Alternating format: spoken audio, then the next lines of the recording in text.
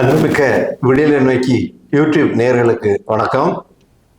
இன்று தன்னுடைய அனுபவங்களை பகிர்ந்து கொள்ளப் போகின்றவர் முள்ளாங்நாவலை பங்கை சார்ந்த திருவாளர் டென்னிஸ் ஆண்டனி அவர்கள்.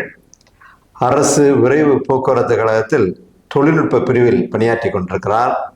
கிட்டத்தட்ட 38 ஆண்டுகளாக பணியாற்றி கொண்டிருக்கின்ற அந்த அனுபவமிக்க ஒரு ஆளுமை. பல்வேறு விதங்களில் தன்னுடைய பங்களிப்பை ஆற்றி கொண்டிருக்கிறார். குறிப்பாக கட்சி நலனில் அதிக அக்கறை கொண்டு ஈடுபட்டு கொண்டிருக்கின்ற அந்த ஒரு சிறப்பான ஒரு பண்பு அவருக்கு உண்டு. அருளாளர் தேவசாயம் இயக்கத்தில் அவருடைய சிறப்பான பங்களிப்பு உண்டு.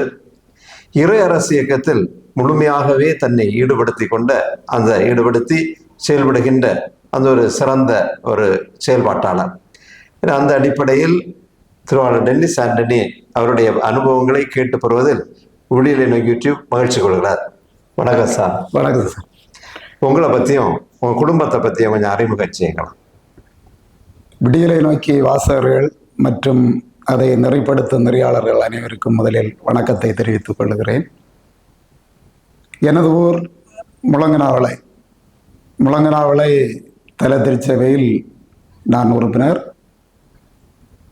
என்னுடைய குடும்பம் அதே பகுதியில் சேர்ந்த அன்னை வேளாங்கண்ணி அன்பியம் 7ஆம் அன்பியத்தில் நாங்கள் குடும்பமாக உறுப்பினராக உள்ளோம். எனக்கு மனைவி 2 பிள்ளைகள் உள்ளனர்.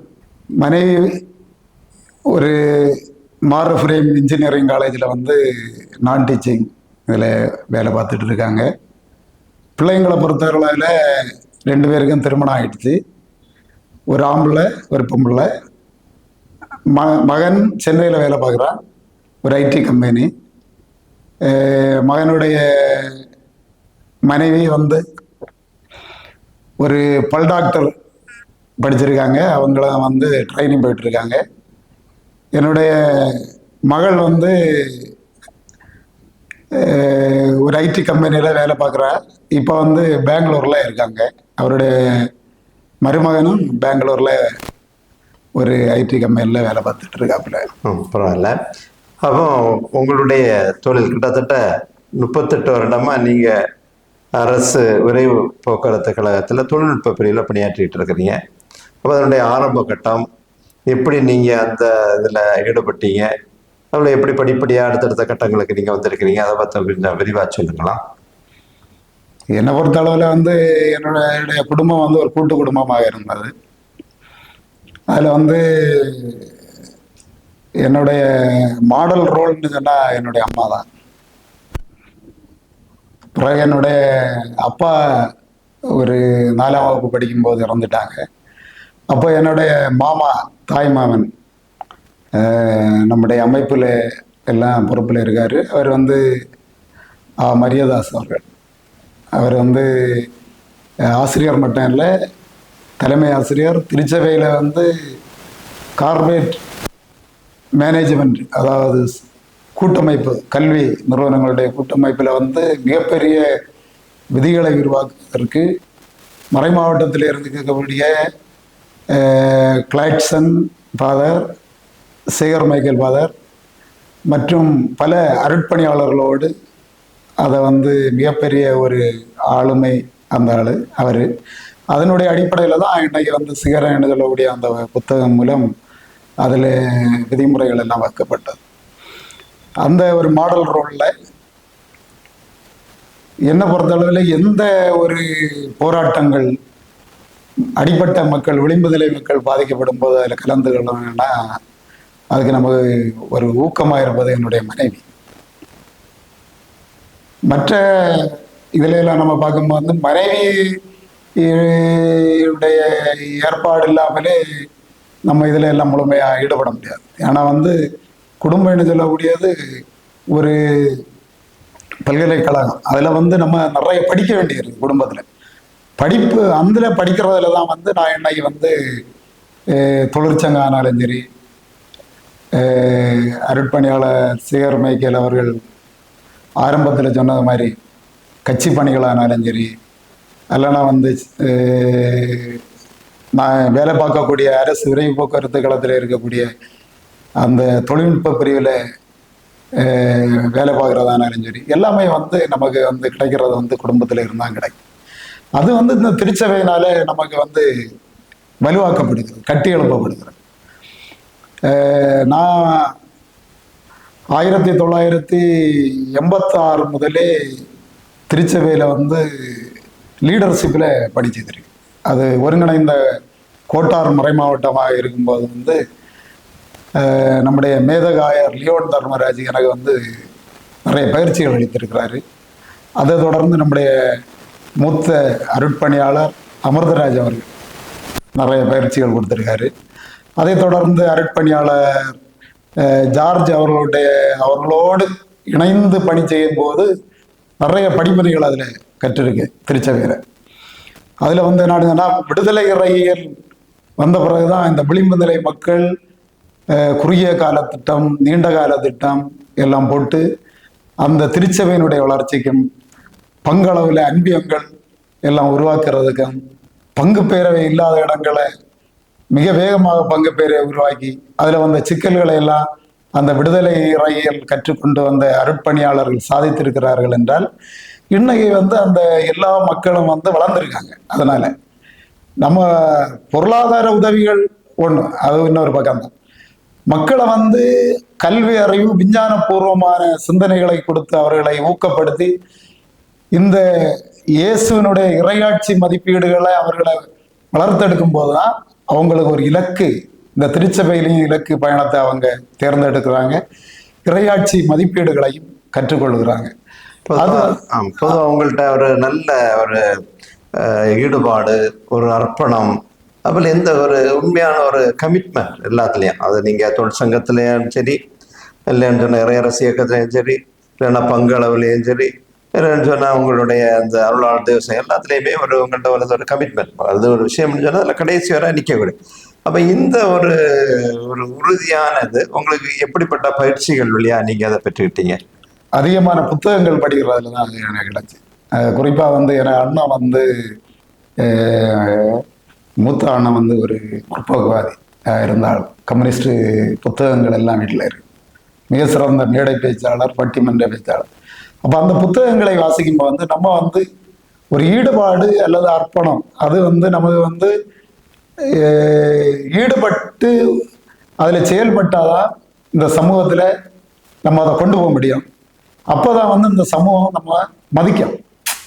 அல்லாமல் நம்ம ஈடுபாடு இல்லாமல் அர்ப்பணம் இல்லாமல் ஒரு பணியை செய்யும்போது வந்து பணியை செய்து முடிச்சிடலாம், ஆனால் அதில் முழுமை வர முடியாது. ஆனால் பல நேரங்களில் நம்ம அப்படி ஈடுபட்டு இல்லைன்னா உண்மையிலேயே அர்ப்பண உணர்வோட செய்தாலும் நம்ம எதிர்பார்க்கக்கூடிய ஒரு அங்கீகாரம் இல்லைன்னா அது அந்த அளவுக்கு நமக்கு ஒரு பெரிய ஒரு ஒத்துழைப்பு கிடைக்கிறதுல ரொம்ப குறைவாக இருக்கும்ல, அதை எப்படி நீங்கள் எதிர்கொண்டீங்க? அது இயேசுனுடைய வாழ்க்கை தான். இயேசு வந்து எதையுமே அவர் எதிர்பார்த்து செய்யறாரு. அவருக்கு நீங்க சொல்ற மாதிரி இந்த சமூகத்துல எந்த அங்கீகாரமும் கொடுக்கல முதல்ல அவருடைய பணிக்கு. இதே மாதிரி நம்ம எதையுமே எதிர்பார்த்து நம்ம செய்யக்கூடாது. நமக்கு வந்து அந்த லட்சியம் எல்லாம் கொள்கை, அந்த கொள்கையை விட்டு வெளியில சில அருட்பணியாளர்கள் கூட கொள்கையை நழுவி அப்படி எப்படி போடலாம் அப்படின்னு சொல்லிட்டு வாழ்ந்துடலாம், அல்லனா செயல்படலாம்னு நினைக்கிறேன். அப்படி நம்ம கொள்கையை விட்டுட்டு போனா என்னைக்குமே வந்து அது முழுமை வராது. நம்ம இந்த உலகத்துல வாழ்ந்ததுக்கு அர்த்தமே இல்லாம போயிடும். கடவுள் வந்து நமக்கு திறமையை தந்திருக்காரு, ஒரு வாழ்க்கைக்கு ஒரு வாய்ப்பை தந்திருக்காரு.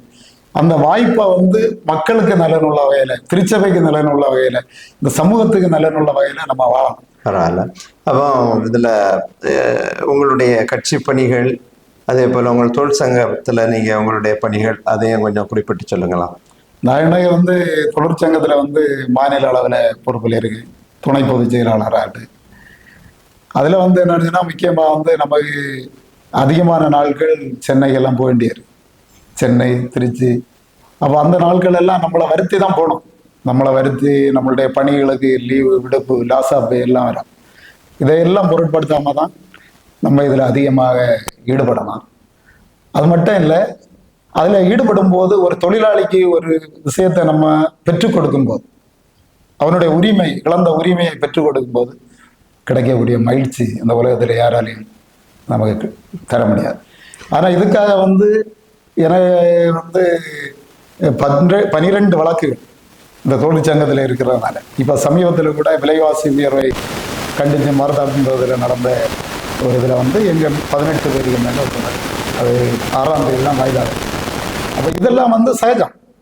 ஒரு போராளி போராட்ட களத்தில் வரும்போது அது எந்த இதுலேயும் சரி, நம்ம இன்னைக்கு திருச்சபையில் இருக்கக்கூடிய முரண்பாடான, அதாவது 2ஆம் வத்திக்கான் சங்கத்துக்கும் அது முரண்பாடாக இருக்கும், விவிலியத்தில் இருக்கக்கூடிய கொள்கை கோட்பாடுகளுக்கும் அது முரண்பாடாக இருக்கும். அப்படி நம்ம எல்லா விஷயங்கள்லையும் இறங்கும் போது அதில் அதை நம்ம அருட்பணியாளர் நீங்கள் சொன்ன மாதிரி அதில் எல்லாமே வெற்றின்னு நம்ம எதிர்பார்க்க முடியாது. செக்வேரா என்ன சொல்றாருன்னா, உன்னுடைய போராட்ட களத்தில் உன்னுடைய இலக்கை நீ நிர்ணயம் பண்ணும்போது எல்லாமே உனக்கு வெற்றியாகவும் அமையாது, எல்லாத்திற்கும் உனக்கு அங்கீகாரமும் கிடைக்காது. ஆனா அந்த தோல்விகளை நீ வெற்றிகளாக மாற்றும்போது, பல தோல்விகளில் நீ கற்றறிந்தவை, அவற்றை அடுத்த கட்டத்திற்கு அதை வெற்றியாக்க முடியும். அந்த வெற்றியினாலதான் நம்ம நமக்கு உரிமைப்பட்ட இலக்கை அடைய முடியும்னு சொல்ல முடியும். அதில் உள்ள நீங்க இறையரசு இயக்கத்தினுடைய பொதுச் செயலாளராகவும் நீங்க செயல்பட்டிருக்கிறீங்க. இப்போ இயக்க உறுப்பினராக இருந்திருக்கிறீங்க. இந்த இயக்கம் உங்களை எப்படி எந்த தளங்களை உருவாக்கி இருக்கு, அதனுடைய செயல்பாடுகளை பத்தி நீங்க என்ன நினைக்கிறீங்க? அந்த இறையரசு இயக்கத்துக்கு போகும்னால நான் பொதுநிலையினர் பணிக்குழுவில் இருந்தேன்.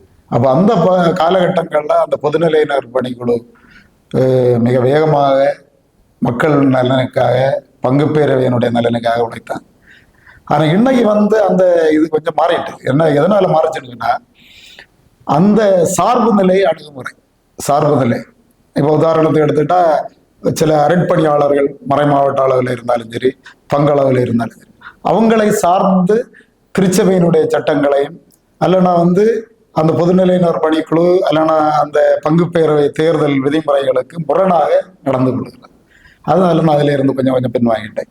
அதை தொடர்ந்து நான் பார்க்கும்போது நம்முடைய இறையரசு இயக்கம், அந்த இறையரசு இயக்கத்தில் நான் சாதா உறுப்பினராக தான் இருந்தேன். பிறகு என்னுடைய அந்த செயல்பாடுகள் என்னை பொதுச் செயலாளர் வரை அதில் ஊக்கப்படுத்துச்சு. அதுக்கு இறையரசு இயக்கத்தில் இருக்கக்கூடிய பல அருட்பணியாளர்களும் பல தன்னார்வ உழைப்பாளர்கள், அது ரொம்ப உண்மையிலே சிலவங்க எல்லாம் அட்வொகேட்டாக இருக்காங்க, சிலவங்க எல்லாம் பல இதில் பொறுப்பில் இருக்காங்க. குறிப்பாக எட்வின் பிரதர் கூட அந்த நேரத்தை ஒதுக்கி இந்த இடத்துல அந்த இறையரசு இயக்கம் எதற்குமே அந்த ஒத்துப்போகாம, அதாவது தீமைகளுக்கு ஒத்துப்போகாம, இப்படிதான், இதுதான் இலக்கு, இதுதான் இயேசுவினுடைய இலக்கு என்று சொல்லக்கூடியதை நிர்ணயம் பண்ணி அதற்காக உழைக்கும் போது நம்ம பல மட்டங்களில் பேசுகிறோம். அதில் நான் இந்த போராட்ட களங்களுக்கு செல்லும், அதுக்கு மிகப்பெரிய வாய்ப்பாக இந்த இறையரசு இயக்கம் இருக்கு. இன்னைக்கும் விளிம்பு நிலை மக்களுடைய கல்வி, விளிம்பு நிலை மக்களுக்கு பங்குல நடக்கக்கூடிய பிரச்சனை, அதில் மயிலோடு உதாரணத்துக்கு, அது என்ன பிரச்சனை ஆனாலும் சரி, அதுக்குன்னு சொல்லக்கூடிய ஒரு மாற்று சிந்தனையை வைக்கிறதுல இறையரசு இயக்கத்தை யாராலும் அதை குறை கூறவும் முடியாது. அந்த இலக்கை அடையணும்னா கொஞ்சம் கடினமா உழைக்கணும், கஷ்டப்படணும். அது இறையரசு இயக்கத்தில் எனக்கு கிடைச்ச அனுபவங்கள். இன்னைக்கு நிறைய விஷயங்களை மக்களுக்கு செய்துட்டு. மறை மாவட்டம் பிரிதல்லே உங்களுடைய பங்கு அதிகம் உண்டு. அப்போ அருளாளர் தேவசகாயத்திலேயே நீங்கள் சிறப்பாக பணியாற்றிக்கிட்டு இருக்கிறீங்க.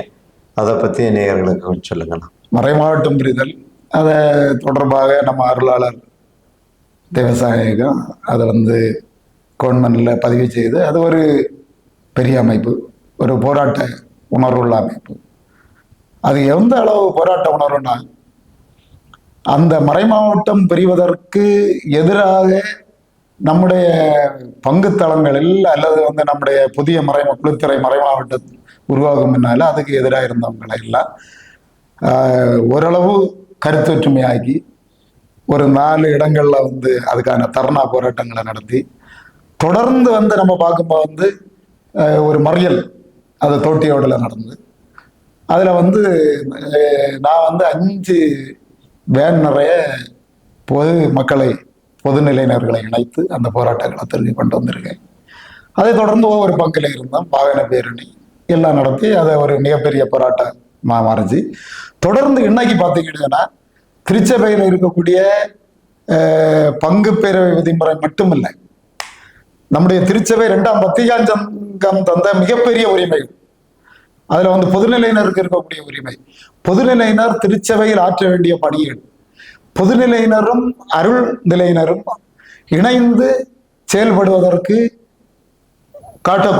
காட்டியிருக்கக்கூடிய வழிமுறைகள், இதையெல்லாம் வந்து நம்ம கடைபிடிச்சாதான் இயேசு விரும்பிய இறையாட்சியை இந்த மண்ணில் உருவாக்க முடியும். இணைந்து பயணித்தால்தான் இதை உருவாக்க முடியும். திருத்தந்தை பிரான்சிஸும் அதான் சொல்லியிருக்காரு. அவர் சொல்லும்போது வந்து இயற்கை அன்பு செய்யணும்னு சொல்லியிருக்காரு. அதோடு வந்து அவர் என்ன சொல்லியாருன்னா, விளிம்பு நிலை மக்களை உங்களுடைய பணி சென்றடைய வேண்டும் என்பதற்காக நிறைய சுற்றுமடல்களை அனுப்பியிருக்காரு. அதெல்லாம் இன்னைக்கு நம்ம ஊக்கப்படுத்தக்கூடிய மிகப்பெரிய விஷயங்கள்னு நான் உணர்ந்து கொள்கிறேன். அப்போ இப்படி இப்போ உங்களுடைய பணிகள் இல்லை, அருளாளர் தேவசாயம், மறையரசு இயக்கம், மற்றபடி கட்சி பணி, தொழிற்சங்க பணிகள் இப்படி இருக்கு. அப்போ இன்னைக்கு நம்முடைய குளித்துறை மறை மாவட்டத்துக்கு நீங்க என்ன சொல்ல விரும்புறீங்க? நம்முடைய பொதுநிலையினர்கள் எந்தெந்த துறைகள்ல இன்னும் அதிகம் தலைமை பொறுப்புக்கு வரணும், அல்லாட்டி அதிகம் ஈடுபடணும்னு நினைக்கிறீங்க? குளித்துறை மறை மாவட்டம் தொடங்கும் போது வந்து அதை வந்து விளிம்பு நிலை மக்களை, இந்த சமூகத்தில் பின்தங்கிய மக்களை, கல்வி அறிவு இல்லாத மக்களை அவங்கள மையப்படுத்தி தான் இந்த மறை மாவட்டத்தினுடைய போராட்டங்கள் எல்லாம் இருக்கு. ஆனால் பிரிஞ்சு வந்த ஒரு நிலை வாழ்வு அப்படின்னு சொல்லக்கூடிய ஒரு கான்செப்டை கொடுத்துட்டு மற்ற நம்முடைய நடந்து வந்த பாதைகளை எல்லாம் மறந்துட்டோம். அதில் எல்லாம் அது பணிக்குழுக்களானாலும் சரி, பணிக்குழுக்களுடைய லட்சியத்தையே அவங்க மறந்து செயல்பட தொடங்கிட்டாங்க. ஆனால் வந்து இந்த குளித்துறை மறை மாவட்டம் சமீப காலத்தில் அருட்பணியாளர்கள் கொஞ்சம் தான் தோங்கித்தனமாக திருச்சபை விதிமுறைகளுக்கு புறம்பாக, திருச்சபை சட்டங்களுக்கு புறம்பாக, அல்லனா வந்து இந்த மக்களுடைய வாழ்வாதாரத்தை மேலான ஒன்றாக கருதாமல் அவங்க வந்து நடந்தது இப்போ வந்து கொஞ்சம் மாறிடும். அதை நான் ஏற்றுக்கொள்கிறேன். ஆனால் வந்து அடைய வேண்டிய இலக்குன்னு சொல்லக்கூடியது மிகப்பெரிய ஒரு இலக்கு. அதாவது நாங்கள் இளைஞர்களாக இருந்தபோது அந்த இளைஞர் இயக்கம் எல்லாம் சேர்ந்து கோட்டாரில் வந்து மிகப்பெரிய ஒரு போராட்டம், அடுத்த கலெக்டர் ஆஃபீஸில் ஒரு போராட்டம். இந்த போராட்டம் எல்லாம் எதுக்குனுங்கன்னா, மெடிக்கல் காலேஜ் வரணும், வேலை வாய்ப்பு நிறுவனங்கள் இங்கே உருவாக்கணும், அரசாங்கத்தை வலியுறுத்தி நடைபெற்ற மிகப்பெரிய போராட்டங்கள் இதெல்லாம். அதுல எல்லாம் நாங்கள் கலந்துருக்கோம், இளைஞர்கள் எல்லாம் கலந்துருக்கோம். அதுக்கப்புறம் இந்த அன்பியங்கள் உருவாக்கப்பட்டதுடைய இலக்கு என்னன்னா அந்த மக்கள் தான். அதுக்காக தான் அவங்கள வந்து 30 குடும்பமாக பிரித்து அவங்களுக்கு வந்து பயிற்சிகள் கொடுத்து உருவாக்கினாங்க. அதில் மிகப்பெரிய வளர்ச்சியை நம்ம அடைஞ்சோம். ஆனால் இன்னைக்கு வந்து அதை வந்து எல்லாமே ஆன்மீக ரீதியாக ஜெப வழிபாடுகள் மட்டும்தான் இதில் அப்படின்னு சொல்லக்கூடிய ஒரு இதுக்கு ஒரு பகுதியினர் போயிட்டாங்க. இன்னொரு பகுதியினர் என்னன்னா தங்களுடைய அதிகாரத்தை நிலைநிறுத்துவதற்கு, அது பங்கு பெயரை தேர்தல், அதற்காக இந்த மக்களை எப்படி தன்வசப்படுத்துவது, அப்போ அருட்பணியாளர்களை அதற்காக எப்படி பயன்படுத்துவது, அதற்கு வந்து இந்த பங்கில் இருக்கக்கூடிய மிகப்பெரிய வசதி உள்ளவர்களும் அதிகாரம் படைத்தவர்களும் அதை வந்து வாய்ப்பாக பயன்படுத்தி என்ன பண்ணியாங்கன்னு சொன்னால், பங்கு பேரவைன்னு சொல்லக்கூடியது வெறும் ஆலோசனை மன்றம், அதில் பேசிட்டு நீங்கள் கலைந்து செல்லலாம். அடுத்த வந்து இந்த மக்கள் சார்பாக, சமூகம் சார்பாக, சமூகத்தில் இருக்கக்கூடிய உரிமைகள் சார்பாக, அரசு இந்த மக்களுக்கு கொடுக்க வேண்டிய சலுகைகள் சார்பாக எதை பற்றியும் நீங்கள் எங்கே பேசிடக்கூடாது அப்படின்றது. ஆனால் இன்னைக்கு சில மாற்றங்கள் வந்திருக்கு. முழு மாற்றம் அடைய வேண்டும். முழு மாற்றம் அடையும் போது தான் நம்ம அடுத்த கட்டத்திற்கு செல்ல முடியும். இந்த மக்கள் வந்து இன்னைக்கு படிச்சிருக்காங்க, ஆனால் வேலை இல்லாத திண்டாட்டம் அதிகமாக வந்திருக்கு. அடுத்த நிறுவனங்கள்னு சொல்லக்கூடியது கஷ்டம்தான். சில நிறுவனங்கள் நடத்தக்கூடியது ரொம்ப கஷ்டமான சூழ்நிலை. ஆனால் வந்து இன்னைக்கு நுகர்வு கலாச்சாரம், போறவங்க எல்லாம் ஒரே இடத்தை நோக்கி தான் போறாங்களே தெரியாது, பரவலான வேலை வாய்ப்புகளை நோக்கி யாருமே செல்றது மாதிரி இல்லை. ஆனால் வந்து இந்த வேலை வாய்ப்புகளும் முழுமையாக நம்ம மாவட்டத்தில், நம்ம குளுத்துறை மறை மாவட்டத்தில் கிடைக்குதுன்னு இல்லை. ஏன்னா அதுகளுக்கு பங்களவில் வழிகாட்டுறதுக்கு யாருமே இல்லை. இன்னும் இளைஞர் இயக்கம் தன்னுடைய இலக்கை சரியான முறையில் சென்றடைகிறதான்னு கேட்டால் அதுவும் இல்லை. ஏதோ நம்ம ஒரு காலகட்டத்தில் கொடுத்த அந்த இளைஞர் இயக்கம், அதில் இருக்கக்கூடிய லீடர்ஷிப்பு, அதில் இருக்கக்கூடிய அந்த லீடர்ஷிப்பில் கிடைக்கக்கூடிய தலைமைத்துவத்தை வச்சுதான் ஓரளவு இந்த திருச்சபை இன்னைக்கு செயல்பட்டு இருக்குது. புதிய தலைமைத்துவத்தை உருவாக்கணும். நிறைய வளம் இருக்கு நம்ம இதில். நம்ம வழக்கறிஞர்கள் அது ஒரு துறை, அவங்க இருக்காங்க. பெரிய பெரிய கல்வி நிறுவனங்களை பெரிய பொறுப்புகளில் இருந்தவங்க அவங்க ஒரு துறை இருக்காங்க. அரசு துறையில பெரிய அதிகார பொறுப்புல இருக்கிறவங்க இருக்காங்க. அவங்களையெல்லாம் இந்த திருச்சபை இனங்கண்டு பயன்படுத்தணும். அடுத்து மக்கள் குறை தீர்க்கும் தீர்ப்பாயம் நம்ம யாருன்னா அது நிறைய எடுத்துக்காட்டுகள். நம்ம மயிலோடு துவங்கி அன்னை நகர் வரை வழக்குகள் இது சம்பந்தமா மக்கள் திணறடிக்கப்படுகிறாங்க. அவங்களுடைய நேரம் விரயமாக்கப்படுகிறது. பங்குக்கு செய்ய வேண்டிய பணிகளை ஹைகோர்ட்லயும் சாதா இந்த செஷன் கோர்ட்லயும் போய் செய்துட்டு இருக்காங்க. இதனால என்ன கிடைக்குது? அதை திருச்சபை இன்னும் கவனிக்கவே இல்லை. நம்முடைய குளுத்துறை மறை மாவட்டம் இன்னும் கவனிக்கவே இல்லை. இதையெல்லாம் ஒழுங்குபடுத்திட்டு நல்ல திறன் படைத்தவர்களை வைத்து இந்த யூபிலி ஆண்டுல நம்ம நடத்தப்பட்ட இறைமக்கள் பேரவை போல இன்னும் ஒரு இறைமக்கள் பேரவை நடத்தி இந்த மக்களுடைய திறமைகளை கண்டறிந்து புதிய குழுக்களை உருவாக்கி மிகப்பெரிய மாற்றத்தை நோக்கி செல்லணும். இந்த நிறுவனங்கள்ல இருக்கக்கூடியவங்களை நம்ம கண்டுபிடிக்கணும். கண்டுபிடிச்சு 4000 ரூபாய் சம்பளம் கொடுத்து 10-15 வருஷமா வேலை பார்க்குறாங்க ஒரு டீச்சர். அதெல்லாம் நம்ம ரொம்ப வருந்ததக்கக்கூடியது. இதெல்லாம் பார்க்கறது தான் இந்த அரசாங்கமே இப்ப என்ன பண்றாங்க, நீ டெட் எழுதுனாதான் அவனுக்கு எங்க சம்பளம், இல்லைன்னா அவனுக்கு பதவி வரும் அப்படின்னு உள்ள முறைக்கு வரான். அப்போ திருச்சபை முதல்ல இதை ஒழுங்குபடுத்த போது எல்லாமே ஒழுங்கா இருக்கும். இன்னைக்கு நம்ம கார்பரேட் மேனேஜ்மெண்ட்ல இருந்த பணங்கள் எங்க போச்சு? அது மக்கள் ஆசிரியர்கள், இப்படிப்பட்ட ஆசிரியர்களுக்கு ஊதியம் வழங்கவும் இக்கட்டான பேரிடர் காலங்கள்ல இதை நம்ம தாக்கு பிடிக்கிறதுக்கு தான் அதை வச்சிருந்தோம்.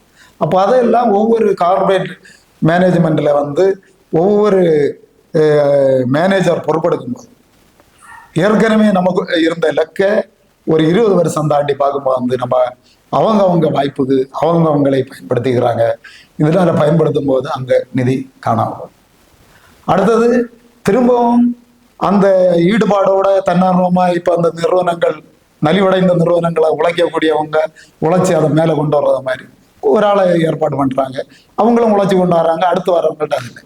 ஆகவே திருச்சபை திறன் படைத்தவர்களை கண்டுகொள்ள வேண்டும்.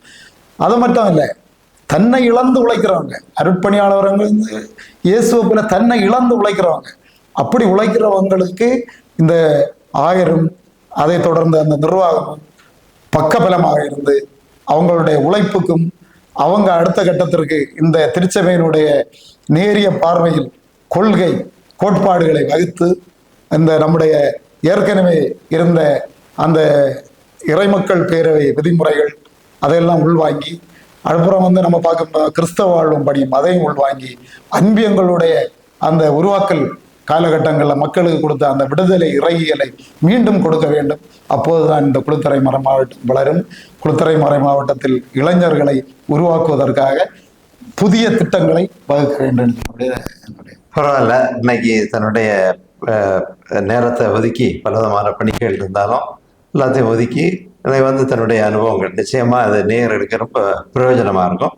அனுபவத்திலிருந்து ஒவ்வொரு காரியங்களையும் உணர்ந்து உணர்வுபூர்வமா நமக்கு அதை சொல்லியிருக்கலாம். மிக்க நன்றி. நன்றி. நேயர்கள் அனைவருக்கும் நன்றி. அதோடு என்னை நிறைப்படுத்திய அருட்பணி சேகர் மைக்கேல் அவருக்கும், என்னுடைய இந்த நிகழ்வை ஒளிப்பதிவு செய்த அன்பு சகோதரருக்கும், அதை தொடர்ந்து இந்த இறையாட்சி இலக்கை இன்னைக்கு சிறப்பாக செய்து கொண்டிருக்கக்கூடிய இரத்த தானம் மற்ற மாதிரி கண் தானம், உடல் தானம் எழுதிட்டு எனக்கு பங்கு தளத்தில் ஊக்கமட்டி அளிச்சு கொண்டிருக்கேன் அவங்களுக்கும். அதோட எனக்கு இன்னைக்கும் பல இக்கட்டான காலங்களில் என்னை சந்தித்து எனக்கு நிறைய நல்ல விஷயங்களை கற்றுக் கொடுக்கக்கூடிய அருட்பணியாளர்களுக்கும் நல்ல தலைவர்களுக்கும் தன்னை இழந்து உழைக்கக்கூடிய, ஏற்கனவே சொன்னது மாதிரி இந்த சமூகத்துக்காக உழைக்கக்கூடிய அனைத்து தலைவர்களுக்கும் நன்றி கூறி என்னுடைய நன்றியை தெரிவித்துக் கொள்கிறேன். நன்றி.